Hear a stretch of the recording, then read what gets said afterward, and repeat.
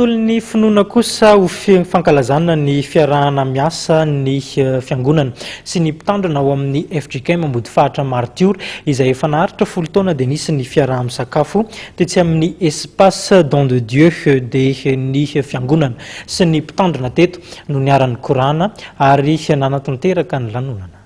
Nanatanteraka fiaraha-misakafo tao amin'ny Espace Don de Dieu ny FJKM Ambody Fahatra Martiora tamin'ny farany herinandro lasa teo. Ho fikarakarana ny fankalazana ny 10 taona ny fiaraha-miasa teo amin'ny fiangonana FJKM Ambody Fahatra Martiora sy ny mpitandrina ao an-toerana ny pastera Lazasora Kotondranaivo.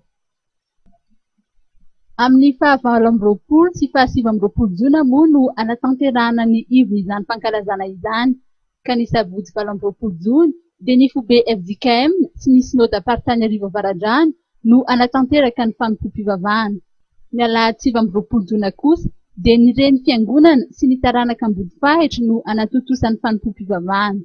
N'Andriamanitra lehibe zany fa tanteraka soamatsara ny fanomanan'ny fiangonana FJKM Ambody Fahatra Martiora sy ny niarahana tamin'ny mpitandrina sy ny vahoaka rehetra ho fanomanana ny fankalazana ny fetin'ny Ray aman-dreny mpitandrina izay ho tanterahana amin'ny 20 volana sy 20 Jona ho avy zao. Izay anasanantsika rehetra teraka Ambody Fahatra hiara-mientana amin'izany andro zany mba ho voninahitra Andriamanitra. Ny alahady 20 Jona izany no ivony iombonantsika teraka ny fiangonana rehetra ao Ambody Fahatra Martiora no anatanterahana azy. Ny fiangonana amin'izany 20 volana zany dia manomana sakafo ho antsika rehetra izay tonga maro taranaka Ambody Fahatra ho voninahitra Andriamanitra izay rehetra ataontsika.